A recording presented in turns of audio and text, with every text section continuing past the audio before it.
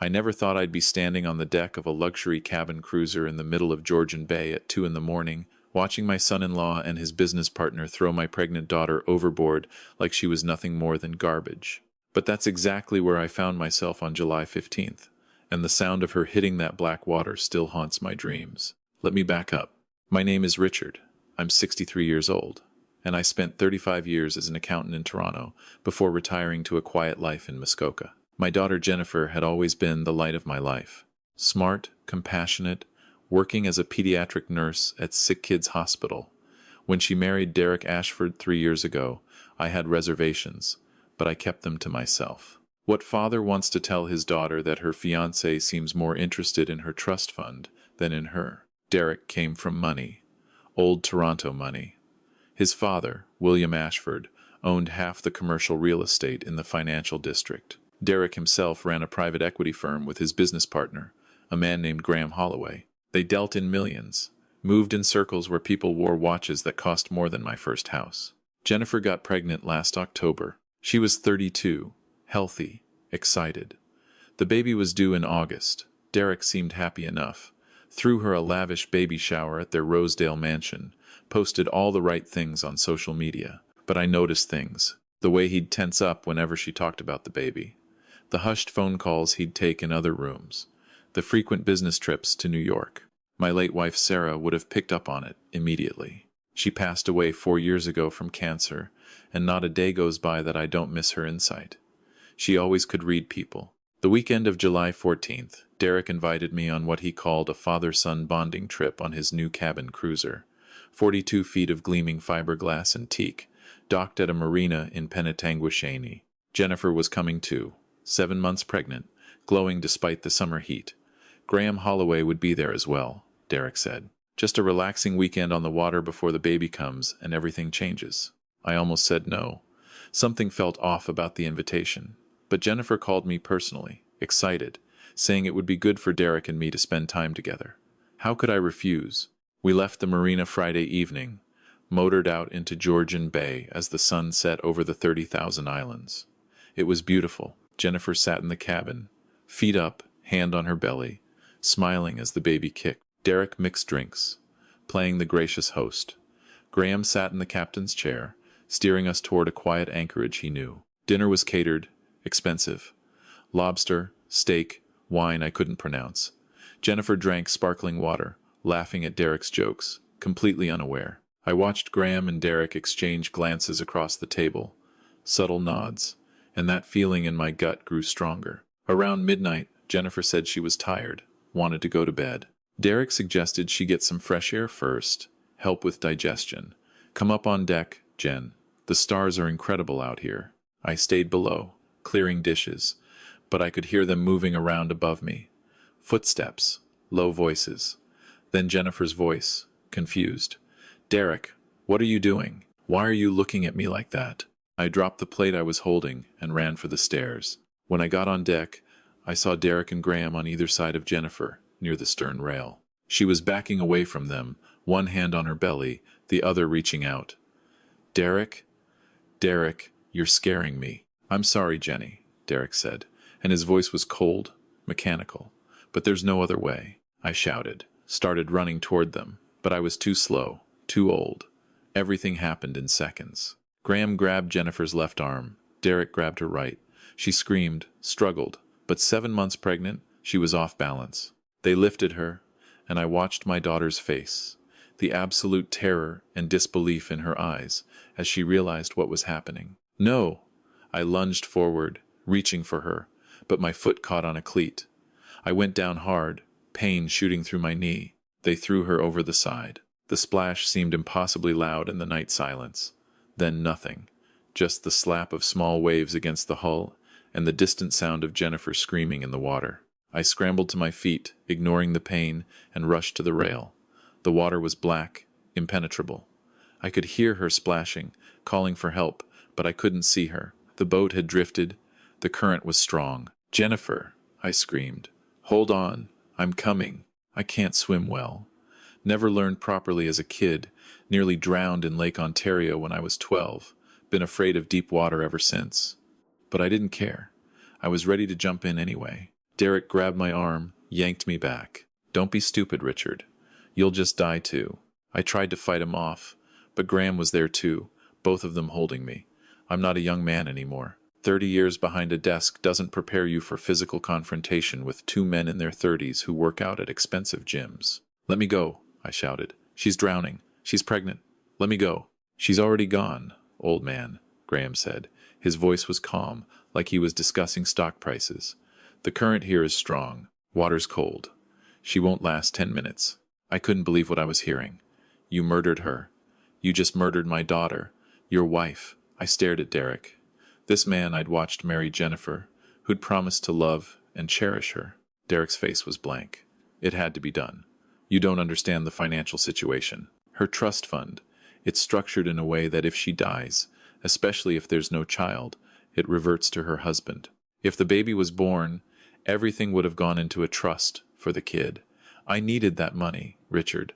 The firm is leveraged to the teeth. We're drowning in debt. This was the only way out. I felt sick.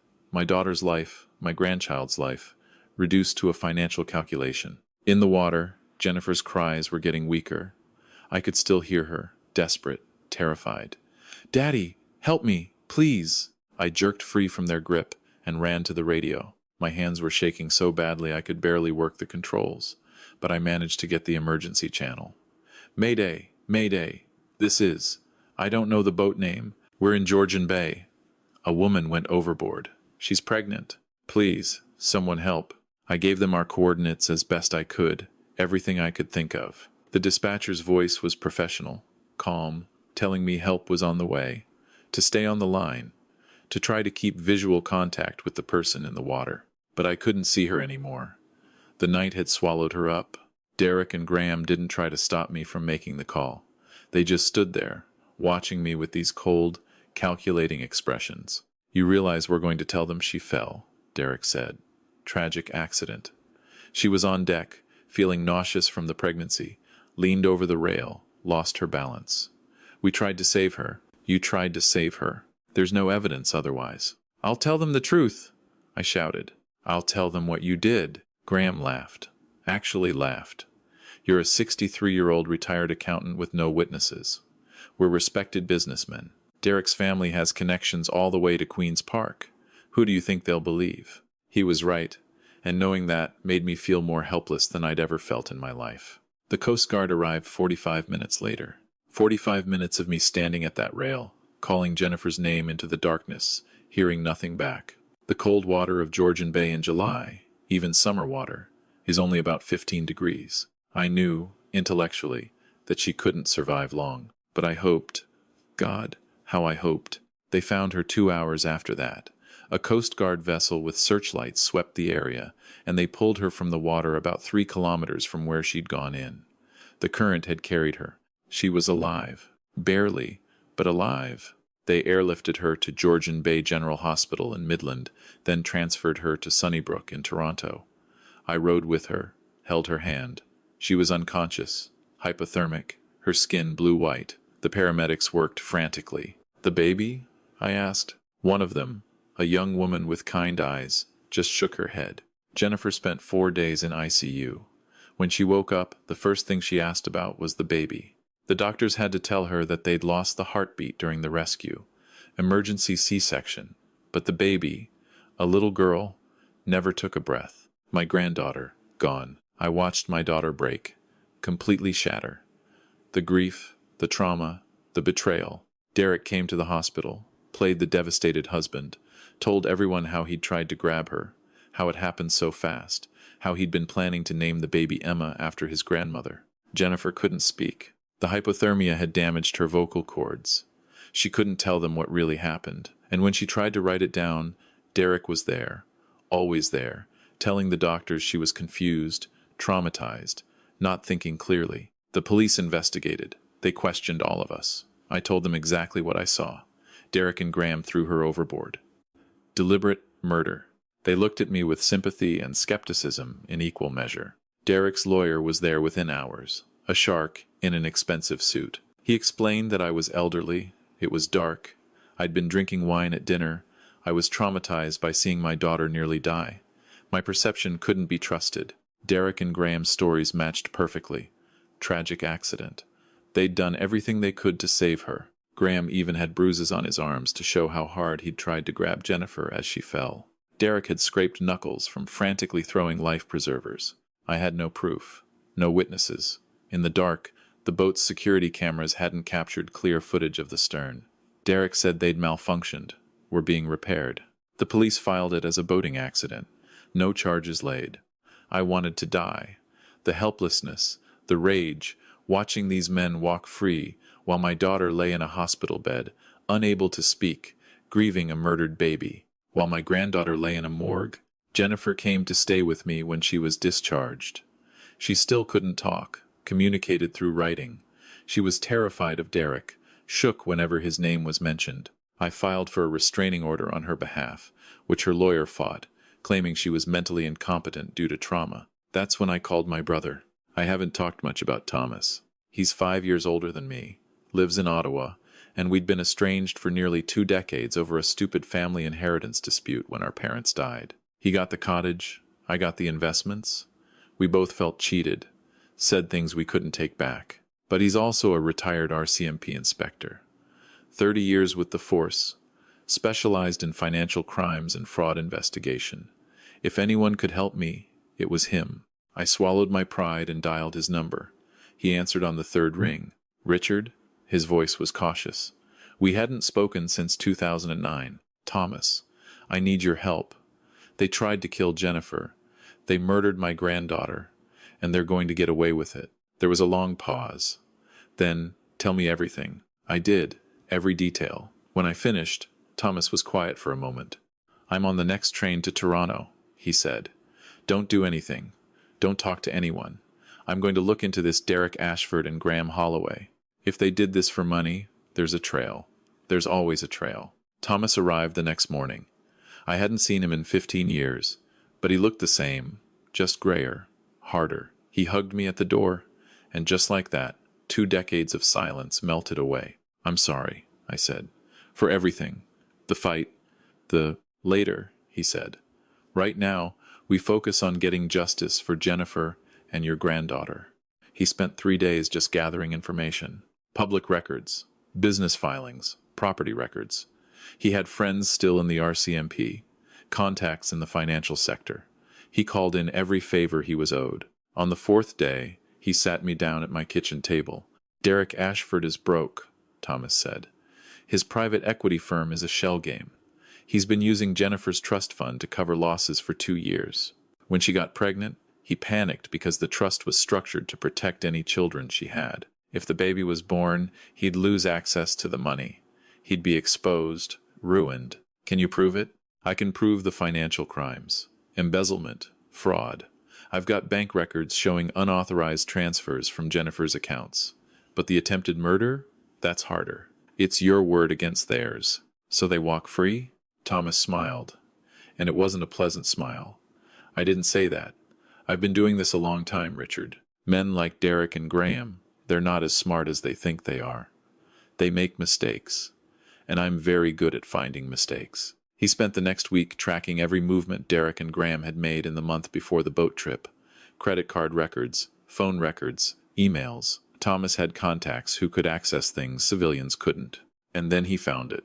A deleted email thread between Derek and Graham, recovered from Graham's company server. They'd discussed the plan in writing. Specific details about how to make it look like an accident, what to say to the police, how to split Jennifer's trust fund after her death. Idiots, Thomas said, showing me the printouts. They thought deleting emails actually erases them, but servers keep backups, always. Is this enough? I asked.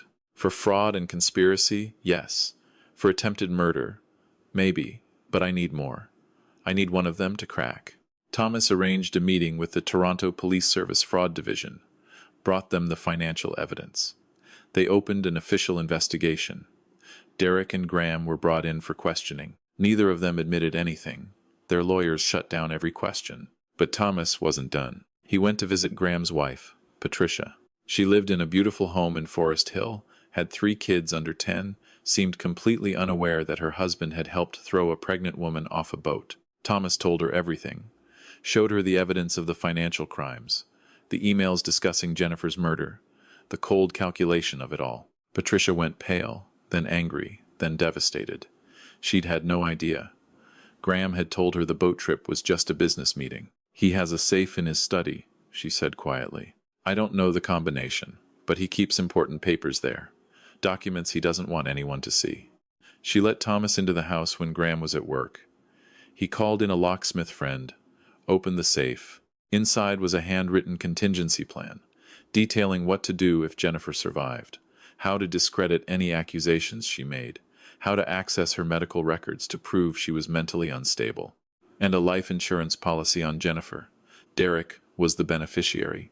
$2 million. The policy had been taken out 3 months before the boat trip. Thomas brought everything to the police and to the Crown Attorney's office. This time, they listened. Derek Ashford and Graham Holloway were arrested on August 3rd, exactly 3 weeks after they threw my daughter into Georgian Bay. The charges: attempted murder, conspiracy to commit murder, fraud, embezzlement. The Crown Attorney was a sharp woman named Catherine Yu. She laid out the case methodically. The financial motive, the deleted emails, the life insurance policy, Graham's written contingency plan, my eyewitness testimony, Jennifer's written statements, Patricia Holloway's testimony about Graham's suspicious behavior. Derek's father, William Ashford, hired the most expensive legal team in Toronto. They fought every piece of evidence, tried to have my testimony excluded as unreliable, claimed the emails were taken illegally. But Thomas had done everything by the book. Every piece of evidence was admissible. The trial lasted 6 weeks. I sat in that courtroom every single day, watching Derek maintain his innocent facade, watching Graham smirk at the prosecution witnesses like this was all a minor inconvenience. Jennifer testified through written statements read by the prosecutor. She described the fear, the betrayal, the feeling of cold water closing over her head while her husband and his partner sailed away. She described losing her daughter, waking up in the hospital to emptiness. There wasn't a dry eye in the courtroom. The defense tried to paint her as confused, traumatized, unreliable, but the physical evidence backed up everything she said. On October 12th, the jury came back after 8 hours of deliberation, guilty on all counts. Derek stood there, his face finally cracking, showing real fear. Graham's smirk vanished. Sentencing came 2 weeks later. The judge, a stern man in his 60s named Justice Morrison, looked at Derek and Graham with pure contempt. "You threw a pregnant woman into freezing water in the middle of the night and left her to die," he said. "You murdered an unborn child. You did this for money. There is no punishment sufficient for what you've done, but I will ensure you never have the opportunity to harm anyone again." Derek Ashford, 25 years for attempted murder, 10 years for conspiracy, 5 years for fraud, to be served consecutively. 40 years total. Graham Holloway, 20 years for attempted murder, 10 years for conspiracy, 30 years total. Both men would be in their 60s before they saw freedom again, if they survived that long. The civil case was simpler. Jennifer sued Derek for everything he had. His assets were seized, his trust fund from his father blocked by the court. Every penny went to Jennifer. William Ashford tried to protect his son's inheritance, hired lawyers to tie up the proceedings. But Thomas had prepared for that too. He documented every instance of William trying to influence the criminal investigation, every phone call to politicians, every attempt to manipulate the system. William was charged with obstruction of justice. He took a plea deal, gave up control of Derek's trust, and Jennifer received $14 million. Graham's firm collapsed. The investigation revealed years of fraud and mismanagement. Investors lost millions. Graham's assets were liquidated to pay settlements. His wife Patricia divorced him, took the kids, moved to Vancouver to start over. Derek's boat, the one they threw Jennifer from, was sold at auction. Jennifer bought it herself, then had it taken out to the middle of Georgian Bay and scuttled. Sent it to the bottom. I went with her that day, watched it sink, and felt a small measure of satisfaction. Jennifer is doing better now. It's been 2.5 years. She still has nightmares, still sees a therapist twice a week. She can speak again. Her vocal cords healed, though her voice is different now, raspier. She says she barely recognizes it as her own. She left nursing, couldn't handle being around babies anymore. Instead, she went back to school, got a law degree, and now works as a victim's advocate, helping other people navigate the legal system after violent crimes. She's not the same person she was before that night. None of us are. But she's alive. She's strong. She survived something that should have killed her, and she's using that experience to help others. As for Thomas and me, we talk every week now. We're making up for lost time. He comes to visit, we go fishing, we talk about Mom and Dad and how stupid we were to let money come between us. I'm glad you called me, he told me last month. I'm glad I could help. You saved her life, I said. You got justice for Emma. We'd named my granddaughter, even though she never lived to hear it. Emma, Sarah, after Derek's lie and my late wife. You saved her life first, Thomas said. You made that Mayday call. You refused to let them get away with it. You're the reason she's still here. I think about that night constantly. The sound of Jennifer hitting the water, her screams in the darkness, the feeling of absolute helplessness. But I also think about what came after. How Thomas and I came together after years of silence. How Jennifer found strength I never knew she had. How justice, real justice, sometimes does prevail, even when it seems impossible. Derek sends letters from prison sometimes, asking Jennifer to forgive him, claiming he never meant for any of it to happen. She burns them without reading them. Graham maintains his innocence, says he was just following Derek's lead, didn't know what was happening. Nobody believes him. William Ashford died last year. Heart attack. He'd been disgraced, ostracized from the social circles he'd spent his life cultivating. Derek wasn't allowed to attend the funeral. I visit Emma's grave every month. She's buried next to her grandmother, Sarah. I bring flowers, tell her about her mother, about how brave Jennifer is, about how she would have loved her. Sometimes Jennifer comes with me. We stand there together, not saying much, just being present. Life doesn't always give you the ending you want. My daughter was supposed to become a mother, supposed to raise my granddaughter, supposed to live a happy life with a man who loved her. Instead, she was betrayed by the person she trusted most, thrown into freezing water to die, and lost her child. But she survived, and we got justice.